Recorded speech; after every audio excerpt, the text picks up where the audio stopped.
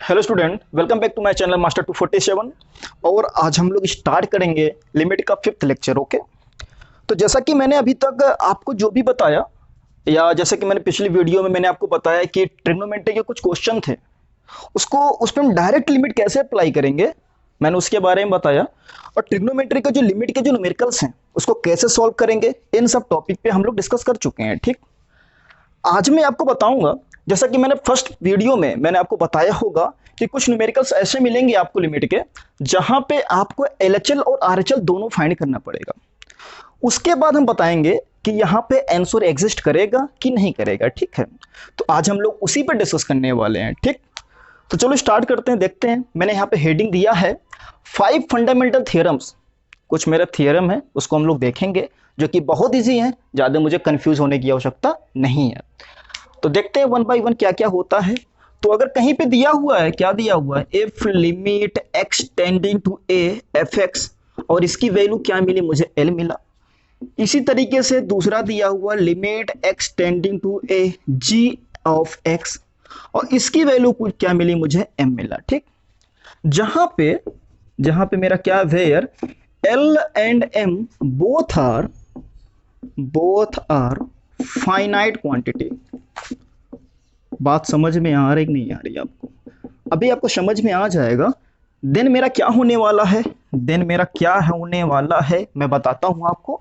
Matter क्या समझो, अगर कहीं पे दो फंक्शन, एक फंक्शन एफ एक्स है, जी एक्स है, और अगर एफ एक्स का आंसर आपका एल आ रहा है, और जो जी एक्स फंक्शन है उस पर अगर हम लिमिट अप्लाई करते हैं और मुझे आंसर अगर एम मिल रहा है, जहां पे L and M both are finite quantity, then कुछ रूल्स है मेरे, मैं रूल्स को लिखता हूं, आप समझ जाएंगे क्या क्या होने वाला है। फर्स्ट क्या बोलता है, जिसे बोलते हैं सम रूल।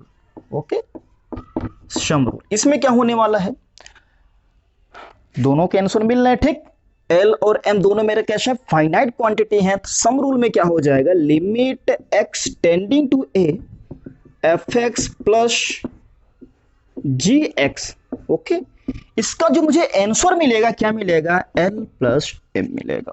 बेसिक सी बात है भैया, इसका वैल्यू एल है, इसकी वैल्यू एम है, लिमिट अप्लाई करने के बाद तो एल प्लस एम मेरा आंसर हो जाएगा। इसी तरीके से सेकंड आपका क्या, डिफरेंस रूल है। ज्यादा समझने की आवश्यकता नहीं है, बहुत बेसिक चीज है। ठीक, डिफरेंस रूल ये क्या बोलता है, वही चीज, जैसे यहाँ पे पॉजिटिव है वहां पे क्या हो जाएगा, नेगेटिव हो जाएगा। मीन्स अगर कहीं पे दिया हुआ है limit x tending to A F X minus G X, इसकी वैल्यू मुझे क्या मिलेगी, एल माइनस एम। क्योंकि ऑलरेडी मैं ऊपर लिख दिया हूं कि एफ एक्स की वैल्यू लिमिट अप्लाई करने के बाद एल मिलेगा, जी एक्स की वैल्यू लिमिट अप्लाई करने के बाद मुझे एम मिलेगा, तो इसलिए मैंने डायरेक्ट लिख दिया। तो आपके ये दो हो गए। थर्ड आपका क्या होता है, प्रोडक्ट रूल होता है, मैं उसको भी लिख देता हूं। प्रोडक्ट रूल भी इसी तरीके से है आपका। प्रोडक्ट रूल, इसमें क्या होने वाला, देखो आप, अगर कहीं पे दिया हुआ है limit x tending to A F x into G X है, तो इसका आंसर हम क्या लिख देंगे, डायरेक्टली एल इंटू एम। बात क्लियर है ना? आप इसे नोट कर लो। फर्स्ट सेकंड थर्ड दो और आपके बचते हैं। एक आपका डिवीजन रूल है, और लास्ट आपका क्या है, एक कांस्टेंट से क्या करते हैं, मल्टीप्लिकेशन करते हैं किसी फंक्शन में। आप इसे इन तीनों को नोट कर लो, मैं इसे रफ करता हूं, बहुत इजी है। ठीक, फोर्थ फिफ्थ में लिखता हूं। ठीक, देखो आप, यहां तक आपको समझ में आ गया होगा। फोर्थ क्या बोलता है, मैं लिखता हूं यहां पे, जो फोर्थ प्रॉपर्टी क्या है, डिवीजन वाला रूल।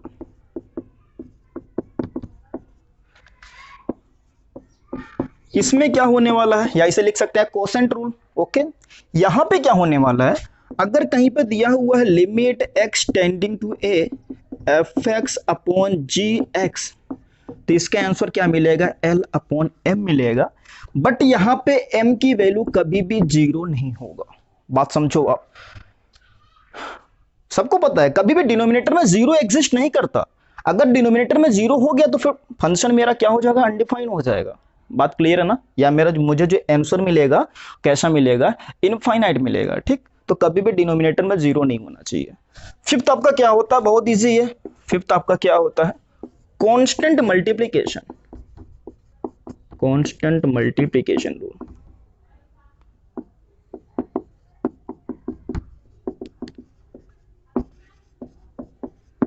नाम से ही मुझे पता है कि आप मुझे करना है कांस्टेंट से मल्टीप्लिकेशन करना है। मींस अगर कहीं पे इस तरीके से दिया हुआ है limit x tending to a, कोई कांस्टेंट अगर यहाँ पे k है, ओके, और यहाँ पे कोई फंक्शन fx है, ओके, तो इसका आंसर क्या हो जाएगा बताओ? fx पे लिमिट अप्लाई करने के बाद मुझे l मिलेगा और k मेरा क्या है, कांस्टेंट है, तो मेरा आंसर क्या हो जाएगा, k इंटू l। यही मेरे 5 फंडामेंटल थियरम्स थे जो कि बहुत बेसिक हैं और उम्मीद है आपको नॉर्मली समझ में आ गया होगा। आप इसे नोट कर लो, ओके। इसके यूज आपको मिलता रहेगा, ठीक है। कहीं कहीं पे दो फंक्शन दिया रहेगा, उसे एडिशन के फॉर्म में लिखना है, कहीं मल्टीप्लिकेशन के फॉर्म में दिया रहेगा, कहीं डिवीजन के फॉर्म में दिया रहेगा, तो बेसिक नॉलेज हमारे पास होना चाहिए, ठीक है।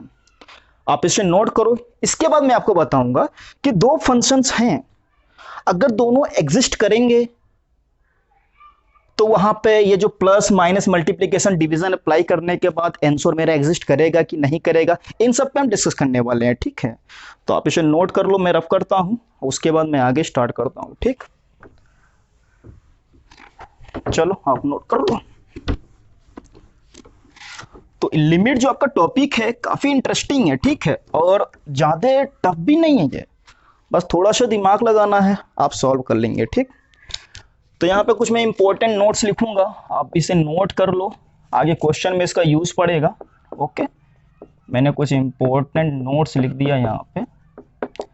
क्या है देखो इसके अंदर, फर्स्ट आपका क्या होता है, फर्स्ट क्या है कि अगर दो फंक्शन आपके हैं और दोनों एग्जिस्ट कर रहे हैं, वही चीज क्या होने वाला, मैं लिखता हूं यहाँ पे, if limit x tending to a fx and limit x tending to a g of x both exist, अगर दोनों मेरे एग्जिस्ट करते हैं देन हम क्या बोल सकते हैं, then limit of fx plus minus gx, okay, comma fx into gx and fx upon gx at x equal to a must exist. बात समझ में आ रही कि नहीं आ रही है आपको? बहुत बेसिक सी बात लिखी हुई है यहाँ पे। क्या लिखा हुआ है, अगर दो फंक्शन है और दोनों पे लिमिट अप्लाई किया गया, जैसे fx पे लिमिट अप्लाई करने के बाद gx पे लिमिट अप्लाई करने के बाद अगर मुझे उसके आंसर मुझे मिलता है, मतलब दोनों के आंसर अगर एग्जिस्ट करते हैं, then limit of fx plus minus into gx, fx into gx, fx upon gx at x equal to a must exist. तो उसके भी, इन सब के भी आंसर नॉर्मली एग्जिस्ट करेंगे। बात आपको समझ में आया कि नहीं आया? मीन्स अगर दोनों एग्जिस्ट करेंगे, दोनों फंक्शन, तो ये सब आंसर मेरे एग्जिस्ट करेंगे, ठीक। लेकिन अगर सेकंड केस क्या है आपका, अगर इन दोनों में से कोई एक एग्जिस्ट कर रहा है, दूसरा नहीं कर रहा है, तो आपका क्या केस बनेगा, मैं उसके बारे में लिखता हूं।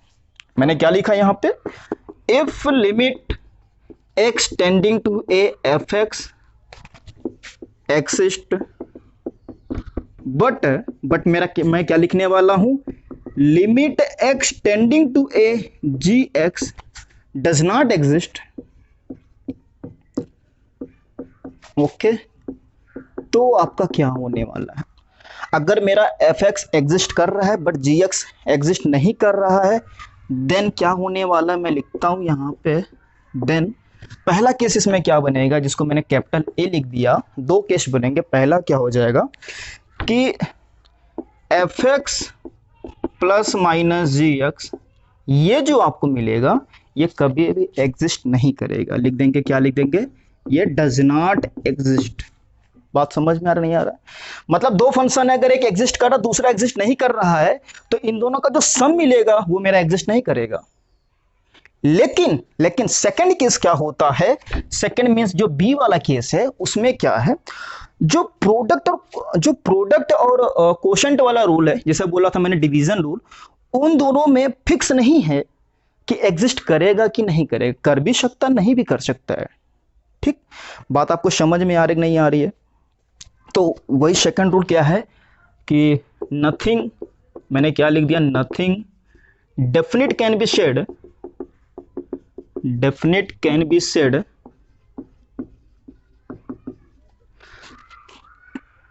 nothing definite can be said about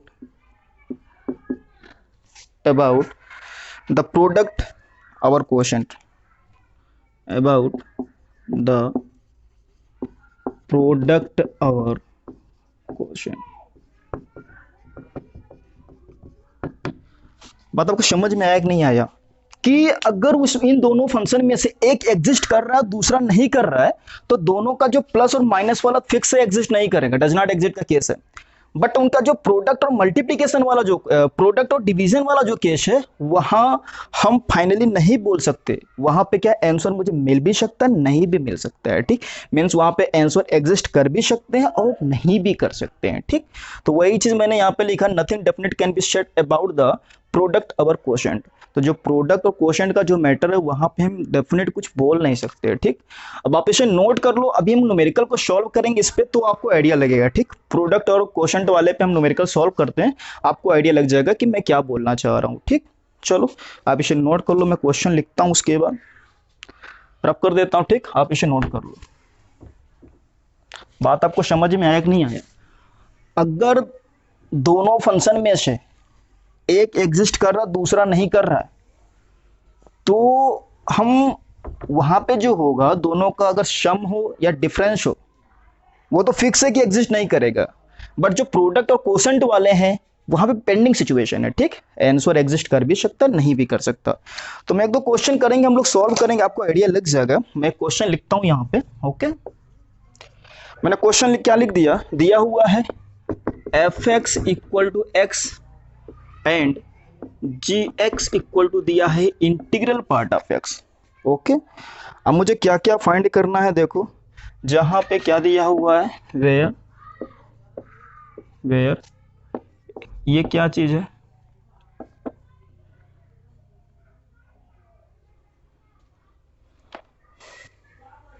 जहां पे क्या दिया हुआ है, where f exist but g x does not exist, क्या दिया हुआ है, at x element I, okay. ये दिया हुआ है, ठीक, कि दो फंक्शन है, एक आपका एफ एक्स है दूसरा जी एक्स है, ठीक। अब बोल रहा है कि एफ एक्स एग्जिस्ट करेगा और जी एक्स क्या डज नॉट एग्जिस्ट का केस है।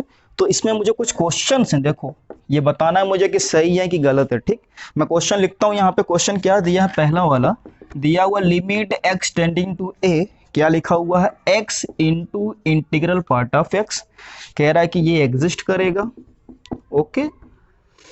और एंड क्या दिया हुआ, जो जी एक्स है क्या दिया हुआ है, limit x tending to 1 x into integral part of x, बोला ये कैसा है, डज नॉट एग्जिस्ट, ये जीरो लिखा हुआ है, ठीक। तो ये क्वेश्चन है, ठीक। जैसा कि मैंने आपको बताया कि दो फंक्शन अगर एक एग्जिस्ट कर रहा है दूसरा नहीं कर रहा है तो प्रोडक्ट और डिवीजन वाले में कंफ्यूजन था, वहां पे आंसर एग्जिस्ट कर भी सकता नहीं भी कर सकता है, ठीक। तो यहाँ पे देखो आप, यहाँ पे तो दो फंक्शन है एफ एक्स एक जी एक्स है, बोल दिया कि एफ एक्स क्या है, एग्जिस्ट कर रहा है, जी एक्स डज नॉट एग्जिस्ट का केस है, ठीक। एट एक्स एलिमेंट आई, आई मतलब क्या, इंटीग्रल वैल्यू, सबको पता है कि अब किसी भी इंटीजर पे जो मेरा ये इंटीग्रल पार्ट ऑफ एक्स होता है वो वहां पे डिफरेंट वैल्यू मिलता है, मीन्स वहां पे एग्जिस्ट नहीं करता है, ठीक। जैसे अगर कहीं पे दिया हुआ लिमिट एक्स टेंडिंग टू 2 दिया, यहाँ पे इंटीग्रल पार्ट ऑफ एक्स दिया हुआ है, अगर हम क्या करेंगे 2 पॉजिटिव निकालेंगे तो इसकी वैल्यू क्या मिलेगी, 2 मिलेगा। अगर हम 2 नेगेटिव पे सॉल्व करेंगे, मतलब एक्स टेंडिंग टू 2 नेगेटिव पे, तो 2 से कम इंटीग्रल वैल्यू क्या मिलती है, मैंने बताया था आपको, क्या मिलेगा आपको, 1 मिल जाएगा, ठीक। तो दोनों डिफरेंट वैल्यू आ रहा है, ये मेरा कैसा केस है, D N E does not exist का केस है, ठीक। तो इस टाइप से मैटर है। अब क्वेश्चन को सॉल्व करेंगे हम लोग, देखो क्या दिया हुआ है, ओके। तो बोल रहा है कि ये एग्जिस्ट करेगा बट ये एग्जिस्ट नहीं करेगा, मुझे यही चेक करना है, मैं दिखाता हूं, पहले इसको सॉल्व करते हैं, ठीक। इसको सॉल्व करते हैं। अगर हम क्या करेंगे, इसको limit x tending to 0 positive पे वैल्यू फाइंड करते हैं, देखते हैं क्या मिलता है, ठीक। तो 0 पॉजिटिव के केस में आपका ये तो एक्स है, नॉर्मली यहां पे क्या लिखेंगे, 0, ओके। 0 पॉजिटिव के केस में इंटीग्रल पार्ट ऑफ, यहां पे 0 पॉजिटिव रखेंगे, अगर 0 से थोड़ी सी ज्यादा वैल्यू तो उसकी इंटीग्रल वैल्यू मुझे क्या मिलने वाली है, 0 मिलेगा। बात समझ में आ रहा है नहीं आ रहा है, ओके, या अगर एक्स को भी बाहर ही रखो, ये जीरो पॉजिटिव का मैटर है, क्या मिलेगा जीरो, मुझे आंसर क्या मिलेगा जीरो। और अगर इसी के नेगेटिव पे जाता है, limit x tending to zero negative, zero negative में क्या मिलने वाला, देखो बाहर मेरा क्या रहेगा zero into integral part of x लिखा हुआ है, जीरो नेगेटिव, जीरो से थोड़ा सा कम, जीरो नेगेटिव मीन्स थोड़ा सा कम, बात समझ में आ रहा नहीं आ रहा, तो उस केस में जीरो से थोड़ा कम का इंटीग्रल वैल्यू क्या मिलेगी, -1 मिल जाएगा, उसके आंसर क्या मिलेगा जीरो मिला। तो LHL और RHL दोनों की वैल्यू मुझे क्या मिला, जीरो जीरो मिला, इसलिए मेरा ये एग्जिस्ट करेगा। बात समझ में आ रहा नहीं आ रहा, यहां पे लिख देंगे सिंस, क्या लिखेंगे, LHL equal to RHL, left hand limit और राइट हैंड लिमिट दोनों की वैल्यू सेम सेम है, इसलिए क्या करेगा, मेरा एग्जिस्ट करेगा। सेकंड देखते हैं, यहां पे जो लिखा हुआ है कि limit x tending to 1 x into integral part of x बोल रहा डज नॉट एग्जिस्ट का केस है, चेक कर लेते हैं, ठीक चेक कर लेते हैं, देखते हैं। एक्स टेंडिंग टू 1 का मैटर है, हम क्या करेंगे, एक बार 1 पॉजिटिव, दोबारा हम क्या करेंगे 1 नेगेटिव सॉल्व करेंगे। तो अगर हम RHL की बात करें, राइट हैंड लिमिट में क्या करते हैं, limit x tending to 1 positive, 1 positive के केस में क्या होने वाला है, एक्स है, एक्स पे नॉर्मली वैल्यू 1 रख देंगे, बात समझो आप थोड़ा, ठीक है। 1 पॉजिटिव 1 नेगेटिव, ये जो होता है ना LHL और RHL कहां पे अप्लाई होता है, मैंने फर्स्ट वीडियो में आपको बता दिया है, ठीक है, कि जब इंटीग्रल पार्ट ऑफ एक्स होता है, फ्रैक्शनल पार्ट ऑफ एक्स, कोई कंपोजिट फंक्शन होता है, वहां पे इन सबको वर्क करते हैं। नॉर्मली अगर एक्स दिया हुआ है तो एक्स की पोजीशन पे 1 लिख देंगे, देखो मैंने लिख दिया। अब यहां पे मुझे तकलीफ होने वाला है, लिखा हुआ 1 पॉजिटिव, बात समझ में आ रहा है कि नहीं आ रहा है। तो अगर मैं यहां पे समझो, ये लिखा है ना इंटीग्रल पार्ट ऑफ एक्स, अगर हम एक्स की पोजीशन पे 1 पॉजिटिव मतलब 1 से थोड़ी सी बड़ी वैल्यू रखते हैं, 1.00000001, तो इसकी वैल्यू मुझे क्या मिलने वाली है, 1 मिलेगा। तो 1 इंटू क्या लिखेंगे 1, मुझे आंसर क्या मिला 1। बात क्लियर है। अब हम क्या करते हैं, LHL फाइंड करते हैं। LHL के केस में क्या करेंगे, limit x tending to 1 negative find करेंगे। 1 नेगेटिव, एक्स की पोजीशन पे डायरेक्टली पहले 1 पुट कर देंगे, चलो 1 नेगेटिव का केस है, 1 से थोड़ा सा कम, 1 से थोड़ा सा कम मतलब 0.99999, और उसकी इंटीग्रल वैल्यू मुझे क्या मिलने वाली है 0, तो मुझे आंसर क्या मिलेगा, यहाँ पे 0 मिल गया। लिख देंगे यहाँ पे सिंस क्या लिखेंगे, LHL does not equal to, is not equal to क्या लिख देंगे RHL, हेंस क्या लिखेंगे बताओ, हेंस एंश्योर, हेंस क्या लिख देंगे, DND लिख दो, डज नॉट एग्जिस्ट। बात आपको समझ में आया कि नहीं आया। तो मैंने बोला था आपसे, अगर 2 फंक्शन दिए हुए हैं, दोनों में से अगर एक एग्जिस्ट कर रहा है दूसरा एग्जिस्ट नहीं कर रहा है, तो ऐसा हो सकता है कि दोनों उनका प्रोडक्ट एग्जिस्ट करे, या ऐसा भी हो सकता है कि उनका प्रोडक्ट एग्जिस्ट ना करे। तो मैंने एक एक एग्जांपल आपको दिखा दिया, आप इसे नोट कर लो, मैं रफ करता हूं, इसी पे मैं ये क्वेश्चन और सॉल्व करता हूं, ठीक, डिवीजन वाला। ओके चलो आप इसे नोट करो, मैं रफ करता हूं। ओके अगला क्वेश्चन लिखते हैं, क्या दिया हुआ है, दिया हुआ है अगला क्वेश्चन आपका, इसी में क्या सेकंड ऑप्शन क्या दिया था, लिमिट दिया हुआ है, और limit x tending to 0 x upon signum x. मैंने आपको बताया था सिग्नम वाले केस में, इंटीग्रल पार्ट ऑफ एक्स वाले केस में, फ्रैक्शनल पार्ट ऑफ एक्स वाले केस में कंपोजिट फंक्शन है, वहां पे हम LHL और RHL मेथड से न्यूमेरिकल को सॉल्व करते हैं। वही चीज यहाँ पे भी, सिग्नम बाबा आ गए मेरे, ठीक है, देखो सिंगम बाबा आपके आ गए, एक्स अपॉन सिग्नम एक्स, ठीक। अब बोल रहा है कि ये जो है आपका एग्जिस्ट करेगा, ये आपका एग्जिस्ट करेगा, बट क्या बोल रहा है कि लिमिट, बोल रहा है अगर ये दिया लिमिट एक्स टेंडिंग टू क्या दिया हुआ है 2 दिया हुआ है, और x अपॉन यहाँ पे इंटीग्रल पार्ट ऑफ x है, बोल रहा ये क्या करेगा, डज नॉट एग्जिस्ट का केस।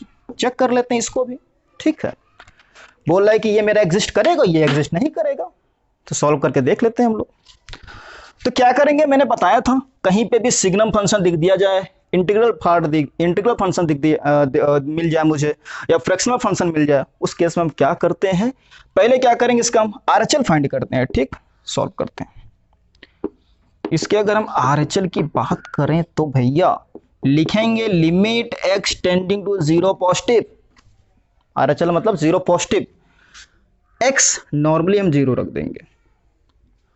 और सिग्नम फंक्शन में अगर मेरी एक्स की वैल्यू जीरो पॉजिटिव है तो नॉर्मली सबको ग्राफ पता है सिग्नम फंक्शन का। देखो मैं ग्राफ बना देता हूं, आपको आइडिया लग जाएगा। ये देखो आपका ग्राफ क्या है, जब जीरो पॉजिटिव होता है तो इसकी वैल्यू क्या होती है बताओ। जीरो पॉजिटिव केस में वैल्यू क्या मिलती है, 1।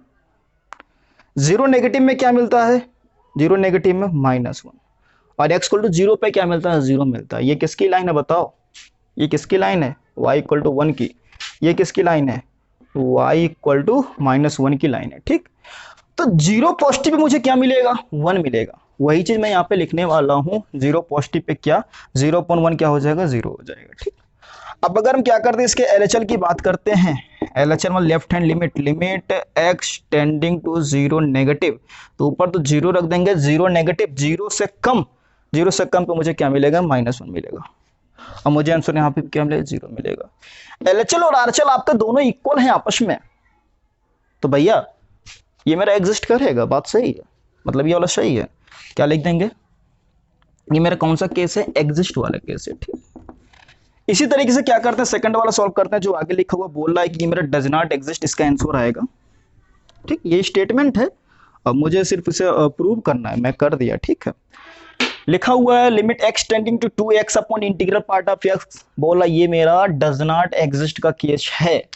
सॉल्व चेक कर लेते हैं। तो सबसे पहले क्या करेंगे, RHL फाइंड करेंगे इसका भी हम। RHL में क्या लिखेंगे, limit x tending to 2 positive, 2 positive के केस में चलते हैं। ऊपर क्या रखेंगे, 2 अपॉन 2 पॉजिटिव का इंटीग्रल वैल्यू मुझे क्या मिलेगा, क्या लिखेंगे यहाँ पे, 2 आ जाएगा। ठीक, इसका आंसर क्या मिला मुझे, 1 मिला। अब LHL की बात कर लेते हैं। LHL में limit x tending to 2 negative, ऊपर तो 2 लिख देंगे, नीचे 2 नेगेटिव है। 2 नेगेटिव मतलब 1.999999, इसका मुझे क्या चाहिए, इंटीग्रल वैल्यू चाहिए। क्या मिलेगा मुझे, 1। ओके, तो इसका आंसर क्या मिलेगा, 2 मिल गया। दोनों डिफरेंट डिफरेंट है, यहाँ पे 1 यहाँ पे 2 मिल रहा, दोनों आपस में इक्वल नहीं है, तो ये मेरा डज नॉट एग्जिस्ट वाला केस है। क्या लिख देंगे यहाँ पे, ये मेरा कैसा है, डज नॉट एग्जिस्ट वाला केस है। बात आपको समझ में आएगी नहीं है जो मैंने अभी तक बताया आपको। ठीक, 2 फंक्शन है, एक एग्जिस्ट कर रहा है, दूसरा नहीं कर रहा है, क्या क्या केस बनेंगे इस पे हम लोग डिस्कस कर चुके हैं। अब मैं आगे आपको बताने वाला हूं कि 2 फंक्शन दिए हैं और limit x tending to A F x ये भी एग्जिस्ट नहीं कर रहा है, और limit x tending to A g x वो भी एग्जिस्ट नहीं कर रहा है। तो उस केस में क्या होने वाला है हम लोग उस पर डिस्कस करेंगे। ठीक, आप इसे नोट कर लो, मैं रफ करता हूं।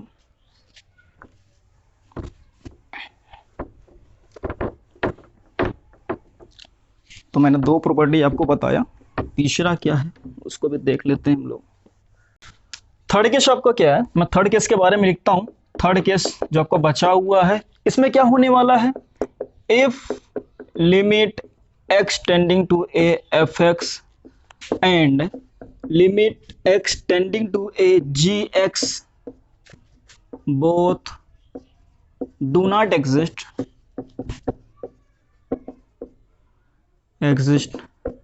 देन क्या हो सकता है, then nothing can be said about f plus minus g f into g. okay, f into g और f upon g। बात समझो, अगर क्या मैटर है कि 2 फंक्शन है, दोनों मेरे एग्जिस्ट नहीं कर रहे हैं। ठीक, तो उन दोनों के एडिशन के बारे में या सब्ट्रैक्शन के बारे में, मल्टीप्लिकेशन या डिवीजन, इन सब के बारे में कुछ भी नहीं कह सकते कि वो एग्जिस्ट करेगा कि नहीं करेगा। तो मुझे क्या करना पड़ेगा, वहां पे सॉल्व करके मुझे चेक करना पड़ेगा कि मेरे आंसर एग्जिस्ट कर रहे हैं कि नहीं कर रहे हैं। ठीक, जैसे मैं 1-2 क्वेश्चन करता हूँ, आपको आइडिया लग जाएगा। जैसे अगर दिया कोई फंक्शन एफ एक्स दिया, वो कैसा है, इंटीग्रल पार्ट ऑफ एक्स है। ठीक, एक दूसरा फंक्शन जी एक्स दिया हुआ है, ये क्या है, फ्रैक्शनल पार्ट ऑफ एक्स है। ठीक, बात समझ में आ रहा नहीं आ रहा। अब मुझे पता है ये दोनों एक्स एलिमेंट अगर हम आई लिया जाए, मतलब अगर किसी भी इंटीजर पे अगर हम चेक करेंगे तो दोनों फंक्शन कैसे हैं, डज नॉट एग्जिस्ट वाले केस हैं। लेकिन लेकिन अगर हम क्या करते हैं, देन अगर कहीं पे मुझे ये फाइंड करना हो f प्लस जी, ये मेरा कैसा होगा, एग्जिस्ट करेगा। मैं इसको बताता हूँ कैसे होगा, ठीक।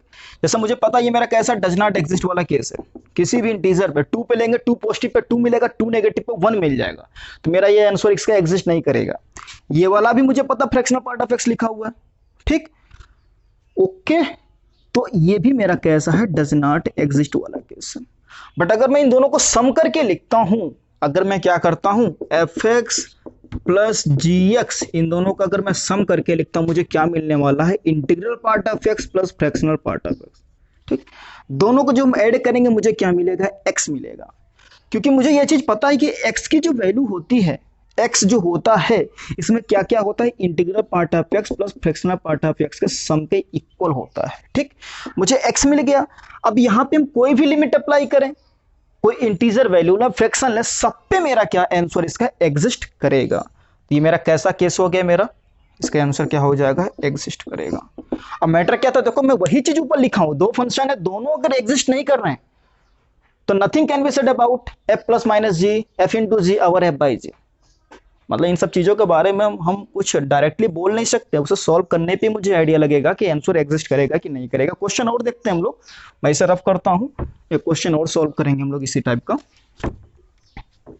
इसे अगर दिया हुआ है, क्या दिया हुआ है, क्वेश्चन है आपका, इफ दिया है कि F x equal to e to the power integral part of x and g x equal to e to the power fractional part of x, then जो एफ एक्स इंटू जो g x होगा वो क्या मिलने वाला है मेरा, ये भी मेरा क्या होगा, एग्जिस्ट करेगा। देन एफ एक्स जी एक्स एग्जिस्ट, देखते हैं कैसे एग्जिस्ट करेगा। हमें पता है ये मेरा कौन सा केस है, डज नॉट एग्जिस्ट का केस है। ये भी मेरा क्या है, डज नॉट एग्जिस्ट का केस है।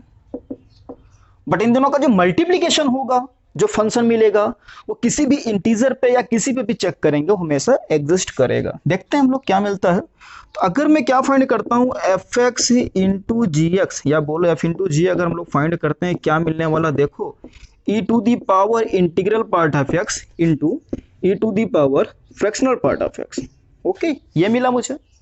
अब दोनों का मल्टीप्लीकेशन है तो पावर क्या हो जाएगा, ऐड हो जाएगा। मुझे क्या मिलने वाला है, e to the power integral part of x plus fractional part of x, ठीक। और इन दोनों का सम किसके इक्वल हो जाएगा, ई टू दी पावर एक्स के इक्वल हो जाएगा, ओके। अब ये मेरा फंक्शन ऐसा मिला, किसी भी इंटीग्रल वैल्यू या फ्रैक्शनल वैल्यू पे हम चेक करेंगे कि मेरा फंक्शन, इसका लिमिट एग्जिस्ट करेगा कि नहीं करेगा, हमेशा एग्जिस्ट करेगा, ठीक है। कुछ भी ले लेंगे, जैसे अगर हम 2 पे जाएं, 3 पे जाएं, 4 पे जाएं, 2.5 पे जाएं, सब पे मेरा आंसर एग्जिस्ट करेगा। मीन्स मैं ये बोलना चाह रहा हूँ, जैसे अगर कहीं पे दिया हुआ है लिमिट एक्स टेंडिंग टू 5/2, ठीक, अगर हम 5/2 पॉजिटिव निकालेंगे तो भी मुझे क्या मिलेगा, ई की पावर 5/2, मुझे क्या मिलेगा, 5/2 मिलेगा, ठीक। अगर हम क्या करते हैं, limit x tending to 5/2 negative निकालें तो भी मुझे क्या मिलेगा। बात आपको समझ में आ रहा नहीं आ रहा, तो दोनों सेम सेम मिलेंगे, इसलिए आंसर इसके एग्जिस्ट करेंगे। तो ये सब आपका बेसिक है, क्वेश्चन थोड़े से अच्छे हैं, आप इसे नोट कर लो। इसके बाद हम क्या करते हैं, कुछ प्रीवियस ईयर में जो कि जेईई मेंस या एडवांस वो क्वेश्चन आए हैं, उसको एक दो हम लोग सॉल्व करते हैं, ठीक है। आप इसे नोट करो, मैं क्वेश्चन लिखता हूँ, ठीक, जल्दी से नोट करो।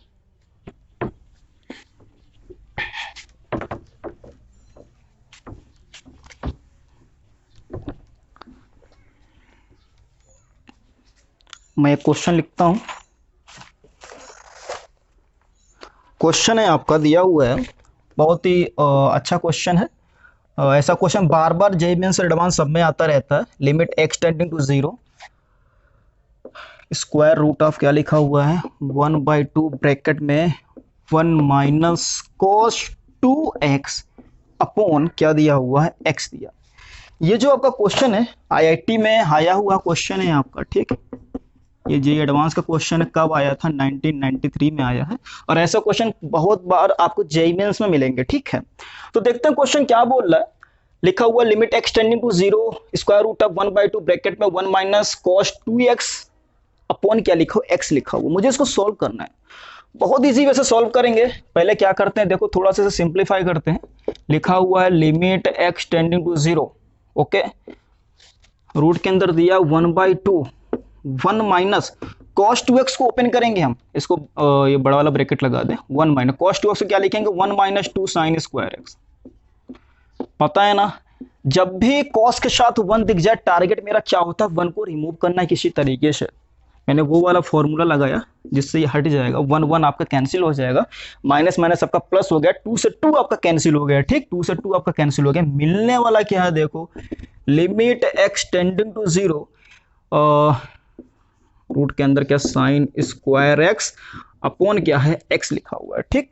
अब अगर थोड़ा सा और इसे देखें, मुझे क्या मिलेगा, लिमिट x टेंडिंग टू 0, ये बाहर आएगा, क्या मिलेगा, मॉड साइन x मिलेगा अपॉन x मिलेगा। बात समझ में आ रहा है नहीं आ रहा।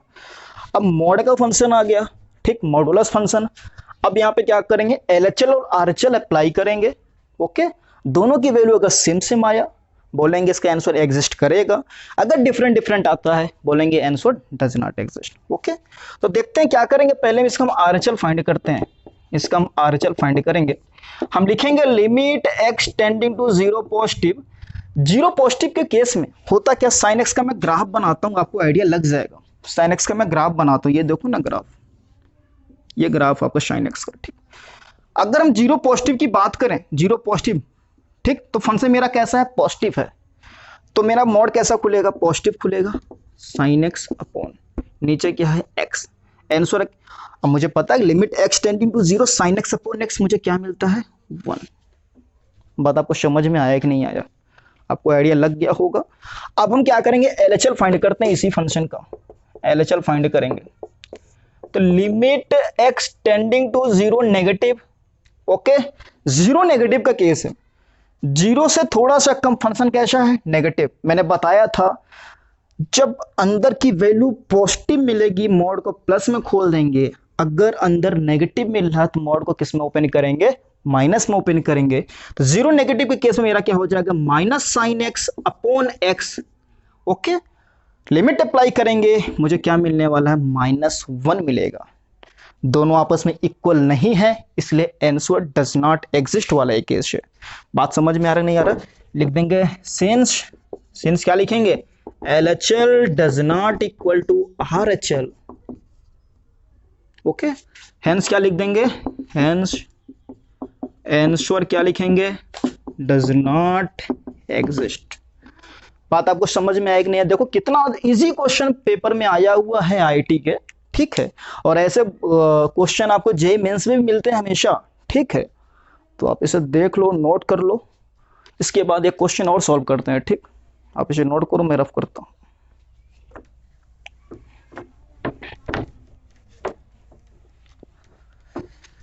एक क्वेश्चन और देखेंगे हम लोग, ठीक है। हाँ, तो अगला क्वेश्चन लिखते हैं हम लोग। अगला क्वेश्चन क्या दिया हुआ है, एक क्वेश्चन लिखते हैं हम लोग और सॉल्व करते हैं। दिया हुआ इफ एक फंक्शन fx है और ये क्या दिया हुआ, इस टाइप से थोड़ा सा दिया हुआ, क्या लिखा हुआ, sine integral part of x upon integral part of x। ये कब होगा, जब integral part of x does not equal to 0 का केस, ओके। और ये 0 होगा कब, जब integral part of x is equal to 0, okay. और जहां पे इसने लिख दिया वेयर, क्या दिया हुआ है, आगे क्वेश्चन क्या दिया हुआ, लिखा हुआ where integral part of x is क्या दिया हुआ, ग्रेटर इंटीजर फंक्शन,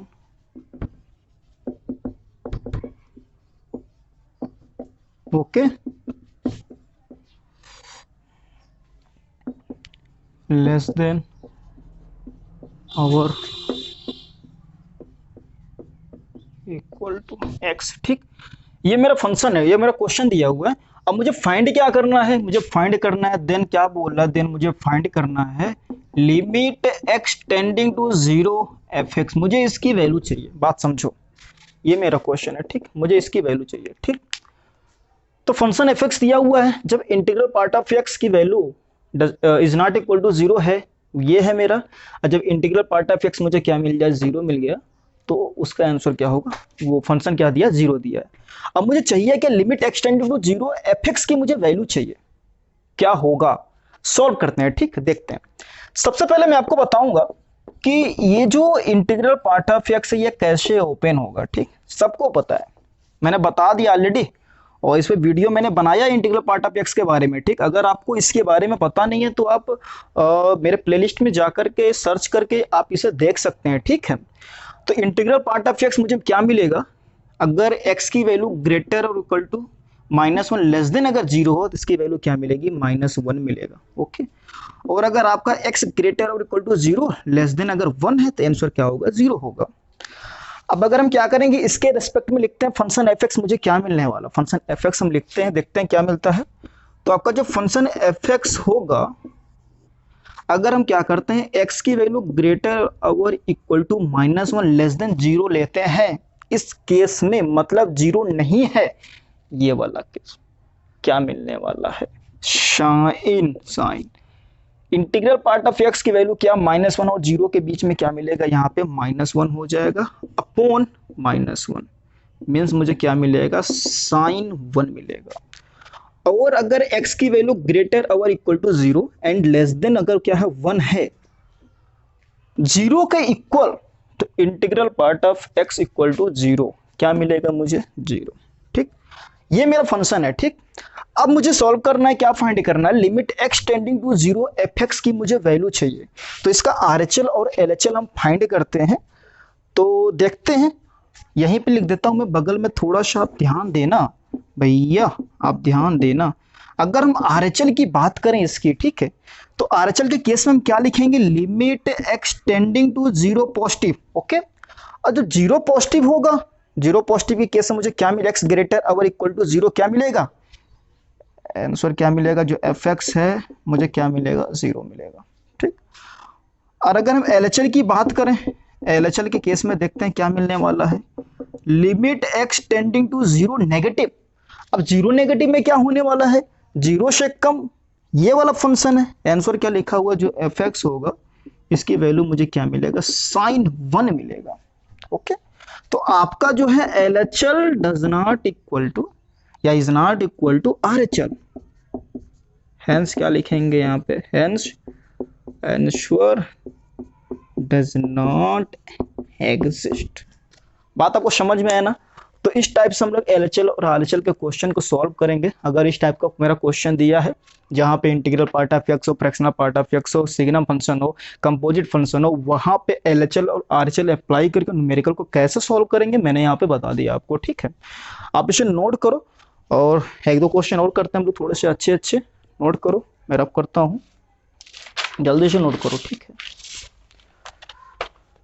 नोट करो। एक अच्छा सा क्वेश्चन करते हैं जो कि जेई में आपका आया हुआ क्वेश्चन है। ठीक है, और काफी मजेदार क्वेश्चन है और काफी इजी है। अभी देखो 1 लाइन में मैं सॉल्व करने वाला हूं। ठीक, उसको जल्दी से रफ करते हैं इसको। ठीक,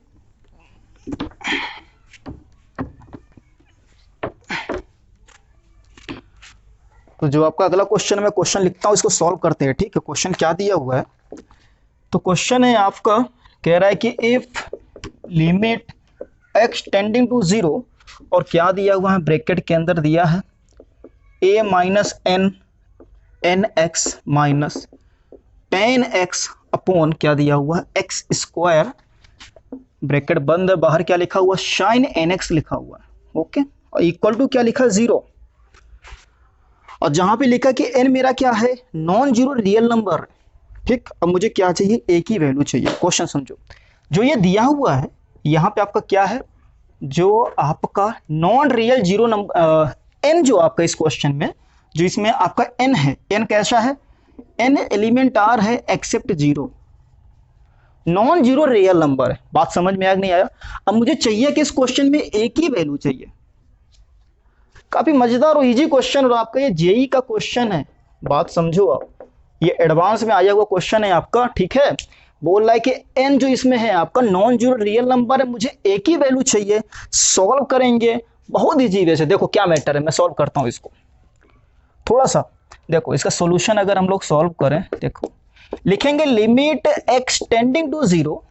ओके, यहाँ पे x स्क्वायर दिख रहा है। ठीक, हम क्या करेंगे, एक x इसको दे देंगे एक एक्स इसके ही पास रहने देंगे।